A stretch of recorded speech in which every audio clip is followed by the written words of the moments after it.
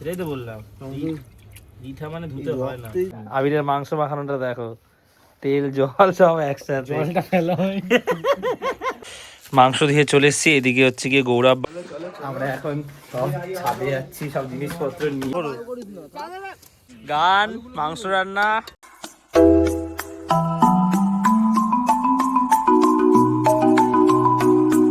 Welcome guys, welcome to দেবাড়ি।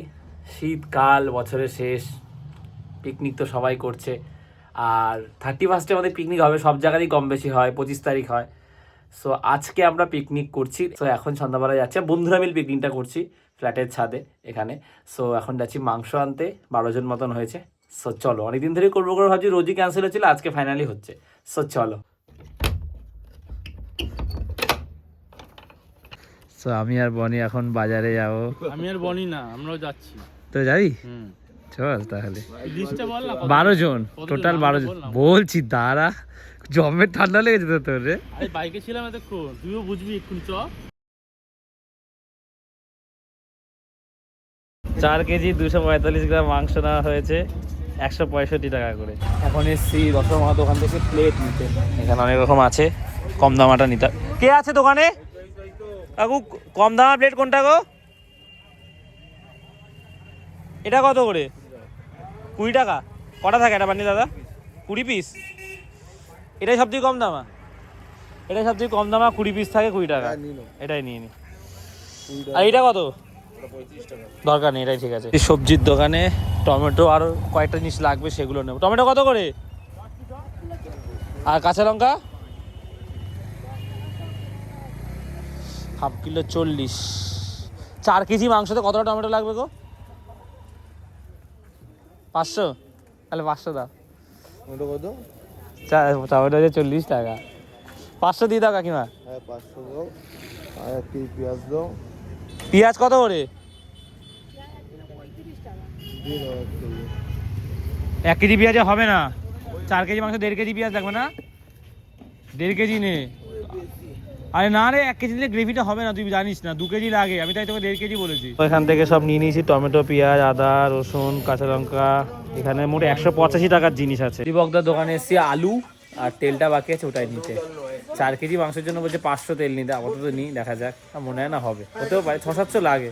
আমাদের সেই যে খুচরো মুদিখানা বাজার, সেটা 210 টাকার করলাম সব, লঙ্কা, হলুদ গুঁড়ো, আলু ঠালু মিলিয়ে। So complete. কতটা মাংস দেয়?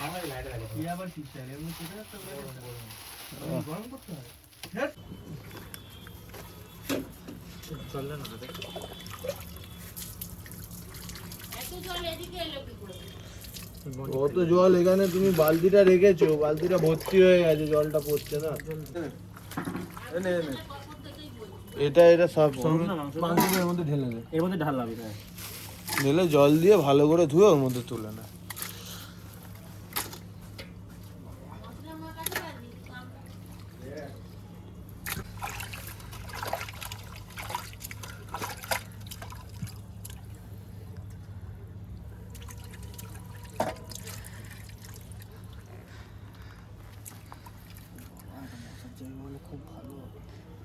এই বালতিটা সরিয়ে নিলে তো বসতে পারবি। হ্যাঁ সো গাইস, মাংস মানে যেটা ভালো করে ধোয়া, যেটা সেটা হয়ে গেছে, আরেকবার ধোবো। উফ, শীতের মধ্যে মজাও লাগছে, একটু হালকা বিরক্ত লাগছে। অনেকটা মাংস নিয়েছি, বেশি করে, যাতে সবাই কম না পড়ে, বেশি হোক। মাংস দিয়ে চলে এসেছি, এদিকে হচ্ছে গিয়ে গৌরব বাবু এতক্ষণ এই পেঁয়াজ কাটছিল, এতটা পেঁয়াজ কেটেছে। হাফ করে ব্যাস, আর কিছু করিস না। ম্যারিনেশনের জন্য লেবু কাটা হচ্ছে, এদিকে গৌরব ছাড়াচ্ছে। কি দানা? মাংস ধুয়ে চলে এসেছি, আবির বসে গেছে ম্যারিনেশন করতে। আর এদিকে অঙ্কন আর গৌরব হচ্ছে গিয়ে পেঁয়াজ কাটছিল। এতক্ষণ পেঁয়াজ কেটেছে, চোখ দিয়ে দেখি জল পড়ছে, আর গৌরব রসুনের কোয়াগুলো ছাড়াচ্ছে। তুই কি করছিলি? অঙ্কন যেটা কেটেছে ও চিপতে হবে, এটা চিপতে পারবে। হ্যাঁ, তুই কি করছিলি? এই যে লেবু কাট, গুলতাপতি। কেন তোমার ভিডিওগুলো কে করে? আরে তুই এতে রসটা দে, তাহলে দানাগুলো তুলে নিবি। লেবুর রস দেওয়া হচ্ছে। ইয়ে করে করতে হচ্ছে, তাহলে রসগুলো তাহলে প্রপার বের হতো। তেল যাচ্ছে এখন। কতটা তেল দিবি? আন্দাজে দিচ্ছি। আবিরের মাংস মাখানোটা দেখো, তেল জল সব একসাথে। জলটা ফেলা হয় আদা রসুন খোসা সহ যাচ্ছে। কেন আদা রসুন খোসা সহ যায় অঙ্কন? রসুন কেন খোসা সহ যায়? শেফরা কি বলেছে? হ্যাঁ শেফরা বলেছে টেস্ট খোসার মধ্যেই মেন গুণ থাকে। যত পচা আদা হবে তত টেস্ট। অনেক বেরিয়েছে রে।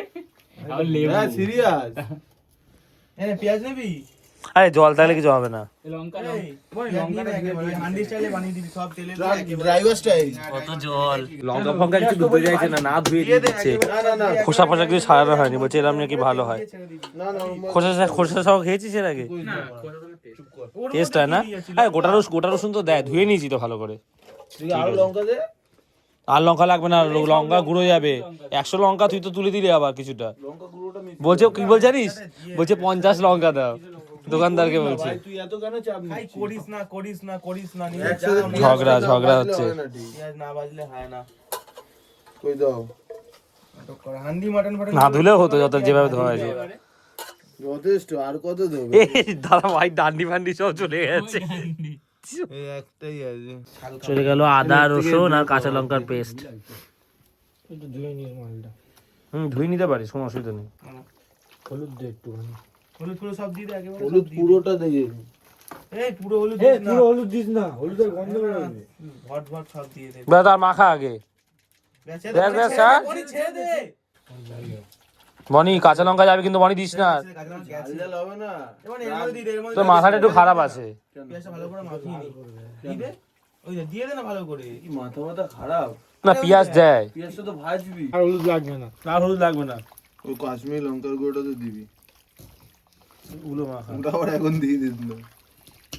এইটা একটু চাই, এটা একটু বেশি বড় হয়ে কিন্তু এটা যদি গলে গেছে অঙ্ক। ওর অত বড় করিস না, গেলে গলে যাবে। কি হয়েছে? 2 পিস কর। ব্যাস 19 20 21 22 23 24 25 26 12 দুগুণে 24। 27 পিস হবে। ওই ঠিক আছে, দুটো একটা বেশি। ঠিক আছে 26। কয়েকটা আলু গলে যাবে ছোটগুলো, যেমন এই মালটা থাকবেই না, এটা থাকবেই না। সো আমাদের মোটামুটি সব হয়ে গেল, পেঁয়াজ টমেটো আলু কাটা হয়ে গেছে, মাংস এই ম্যারিনেশনও কমপ্লিট। এবারে আমাদের পিকনিক স্পটে যাওয়া হবে, সেটা হচ্ছে গিয়ে ছাদে। চলো, বাকিদের ফোন করলাম, অনেকে কাজ থেকে রাতে আসবে, 10টা 10:30 কেউ আসবে। সো চলো, বড় কড়াইয়ের ব্যবস্থা হয়ে গেছে, ওদের বাড়িতে ছিল, তো এখন কড়াইয়ে মাটি দেওয়া হচ্ছে।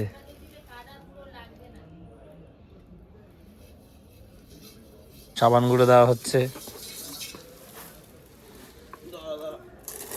এই সাবানটা খুব সাবান গুঁড়ো দিলে কি হয়টা কি খাটতে হবে না তো। মানে? রানিং উঠে যাবে। রানি উঠে যাবে। আমরা এখন সব ছাদে যাচ্ছি, সব জিনিসপত্র নিয়ে, বাকিরাও আসছে আস্তে আস্তে। গৌরব কই? গৌরব তুই সাবধানে আছিস। গৌরব বাবু তুই পড়ে গেলে পিকনিক শেষ। কড়াইটা আমার ভাগে পড়েছে। চলে এসছি আমাদের লোকেশনে, সব জিনিস নিয়ে। গৌরব হাঁপিয়ে গেছে মাংস তুলে। কড়াইটা রাখি আপাতত এখানে, আবার জায়গা ঠিক হচ্ছে কোথায় পিকনিকটা হবে। আমরা কাঠ নিতে এসেছি নিচের তলায়, কাঠের কোনো অভাব নেই, প্রচুর শুকনো কাঠ বাঁশ পড়ে আছে। শুকনো দেখে তোল, সব তোলো, সব শুকনো। তাও ঠিক। ছোট মালগুলো কয়টা রাখ, যা হাতের সামনে পাচ্ছ তোলো। ফেরেক সব সঙ্গে এখানে চলে আসবে। অঙ্গন বাড়ি চলে যাচ্ছে। আর বাবু দুটো কাট করে আমাদের সেটা। অঙ্কনের প্রবলেম কি বলতো? তোর কি চাই? এই তোর কি চাই? জল আসেনি, বালি আসেনি, কিছুই আসেনি।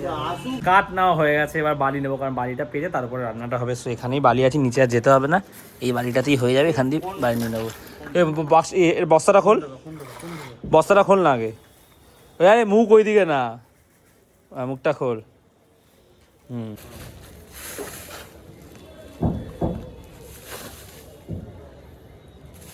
রান্না শুরু হয় তার আগে ঝাড় দিয়ে নেওয়া হচ্ছে, অনেকটা মানে বালি ধুলো তো, রান্নার মধ্যে উড়ে পড়তে পারে।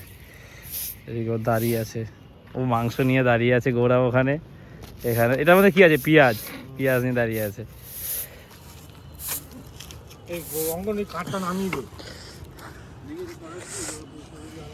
কড়াইটা কিভাবে রাখা হয়েছে দেখো, এই রডের মধ্যে মানে ঝুলিয়ে রাখা হয়েছে। 8:30 বাজে, কি হয়েছে? তেল ফেল আনু, পেঁয়াজটা তো ভাজবি আগে। আলু ভাজবি না? ওই তো তার মধ্যে আমি নিয়ে চলে আসবো তেল। ওই তো আলুটা আগে ভাজবি, তেলটা তো লাগবে। মাথায় কি বুদ্ধি, একটা প্লাস্টিক দেয়নি। এখন যাচ্ছি তেল আনতে, 250 মতো না তেল লাগবে। মুড়ি চানাচুর আনার প্ল্যান ছিল, সেটা আনা হবে। আর গৌরব যাচ্ছে বাড়িতে বক্স আনতে, তারপরে আমি আর বাবু যাবো রুমালি রুটিটা বলে আসতে, কারণ এতগুলো রুটি রাতে পাওয়া নাও যেতে পারে। হাতের অবস্থা দেখো। সো চলো, ফ্রেশও হবো, হাতে বালি এসে লেগে সিমেন্ট লেগে কেমন একটা হয়ে গেছে। চলো,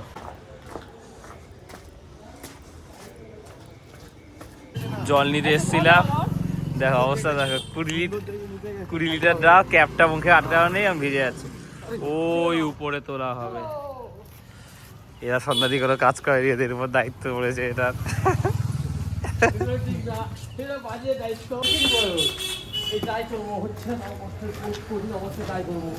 আলু ভাজা শুরু করেছে, দাঁড়িয়ে দাঁড়িয়ে ভাজছে, কারণ হচ্ছে গিয়ে বসতে তাপটা আসছে তো, ওই জন্য দাঁড়িয়ে দাঁড়িয়ে আলুটা ভাজছে। দাদা কিচ্ছু করতে হবে না। কার বার করতে পারবি? দাঁড়া না, বার করতে পারে, বার করু। আরে এটা কি আলু বলতো? চন্দ্রমুখী, হয়ে নরম হয়ে যাবে। তেল সমেত তুলতো, ওইটা তো আবার মাংস দিয়ে দিবি। বাবু বাইক নিয়ে চলে এসছে, এবার যাবো রুটি আনতে। চলে এসছি এই দোকান থেকে রুটি নেবো।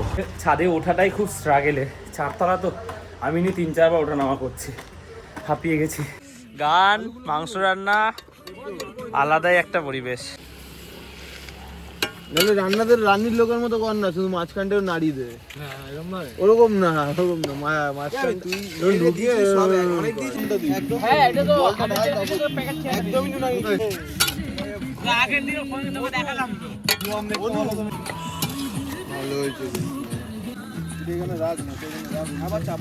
এখানে রান্না করা খুব চ্যালেঞ্জিং, মানে এত ধোয়া উঠছে তো চোখ খারাপ হয়ে যাচ্ছে সবার। জল দেওয়া হয়েছে, এখন ফুটছে আপাতত, নরম হয়ে গেছে। একটু হবে, সব টেস্ট করছে এখন। কেমন হয়েছে? ভালো আছে না? তো হয়ে গেছে মাংস, দেখা যাচ্ছে না কুয়াশার জন্য, গরম মশলা যাচ্ছে। 4 কেজি মাংস বানা, ওটা আমি তো বললাম সবটাই রে, এটা কিছুই থাকে না। গরম মশলা আগুনটা তুই তুলে দেবো না, ওটা নিস না।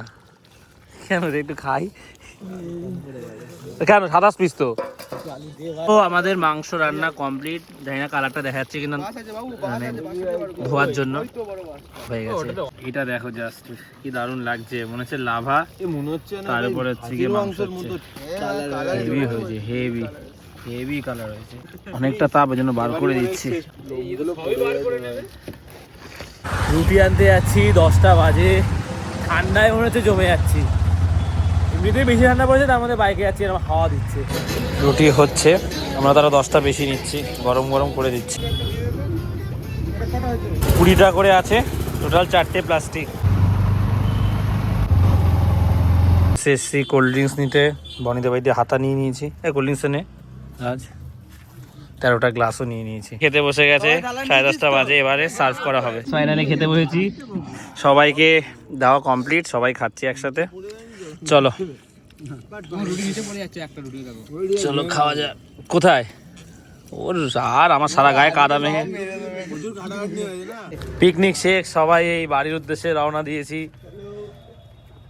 11:30 বাজে অলমোস্ট। কড়াই দেওয়া হচ্ছে খাওয়ার শেষে, ঠিক হচ্ছে তো, হালকা অ্যাসিড দিয়েছে। সো গাইস, ব্লগটা এখানে শেষ করছি। দারুণ মজা হলো পিকনিকে, সবাই একসাথে করলে না এগুলোই মজা আর কি, যে নানা রকম স্মৃতি, এটা ভুল হচ্ছে না ঠিক হচ্ছে, কিন্তু সবশেষে আমাদের মাংসটা খুব ভালো হয়েছিল। আমরা এই সময় তো ভালো নাও হতে পারে, এরকম হয় একসাথে করলে তো। সো দারুণ মজা হলো, সামনে একটা পিকনিক আছে, সো সবই তোমার তুলে ধরবো। ব্লগটা কেমন লাগলো অবশ্যই জানিও, তোমরা কারা কারা এর মধ্যে পিকনিক করেছো আর করতে যাচ্ছ কোথাও সেটাও জানিও। সো আজ এতটাই, আবার কাল কথা হচ্ছে, চলো টাটা।